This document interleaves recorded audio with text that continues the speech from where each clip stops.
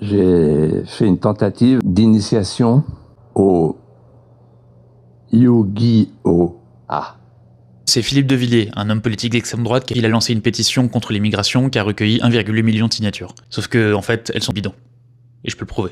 Parce que sur son site, il y a un compteur, du coup j'ai codé un truc qui va récupérer ce nombre toutes les minutes. Ça me permet de savoir chaque minute combien de personnes ont signé. Parce que je voulais voir si le compteur était bidon, parce qu'il y a déjà eu par le passé des pétitions d'extrême droite où en fait il y avait 10 signatures qui étaient ajoutées chaque minute, ça servait à pomper le chiffre. Et là, pour être honnête, j'ai rien vu de absolument définitif qui me permet de dire que c'est sûr, c'est pipé.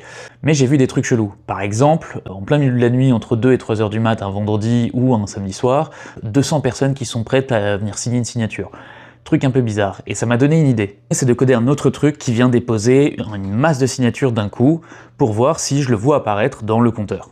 Alors je l'ai fait sérieusement, hein, des noms et des prénoms qui existent, des adresses email qui correspondent, des codes postaux qui correspondent aux IP, les IP qui changent à chaque signature, etc. Tout en France, voilà, c'est sérieux. Du coup, au beau milieu de la nuit, je suis allé déposer 50 signatures d'un coup, quand parfois t'avais 5 signatures par minute, pour voir si ça apparaissait dans le compteur.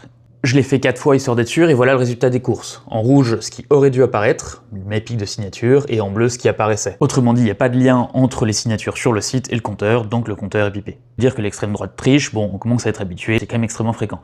Ouais, mais là, il y a un truc un peu plus intéressant. Sa pétition, Philippe de Villiers l'a teasée le 5 septembre, et elle a été annoncée dans le JDD le 6 septembre. Sauf qu'en même temps que la pétition, il y a un livre qui a été annoncé. Et pareil, la veille sur CNews. La pétition est hébergée par le site du JDD. Et le bouquin, il est édité chez Fayard. Et là, tu vas me dire, mais quel rapport?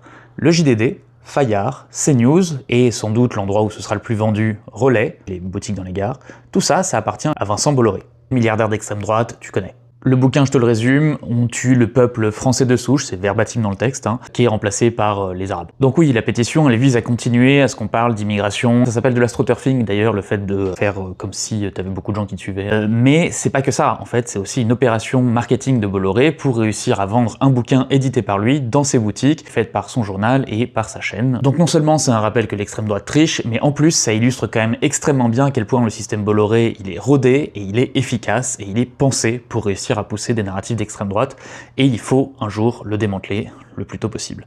Et si tu doutes d'à quel point on peut trouver des trucs racistes dans les relais, Valeurs Actuelles, Causeur, Front Populaire, Tomertag et Furia qui est un truc raciste, et à quel point, tiens, un petit extrait de Furia, c'est un dessinateur qui s'appelle Marceau. Et du coup, c'est quand même pas mal de savoir tout ce que Bolloré possède, il faut boycotter, et il faut aussi savoir que Bolloré possède énormément de manuels scolaires, c'est quand même un peu inquiétant vis-à-vis de ce que ça va mettre dans la tête de nos enfants. Donc voilà, boycott Bolloré, fais savoir la guerre culturelle qu'il est en train de mener, et si ce genre de truc t'intéresse, n'hésite pas à mettre un commentaire, etc. Tout ça pour l'algo, à liker, mais surtout à t'abonner. À bientôt!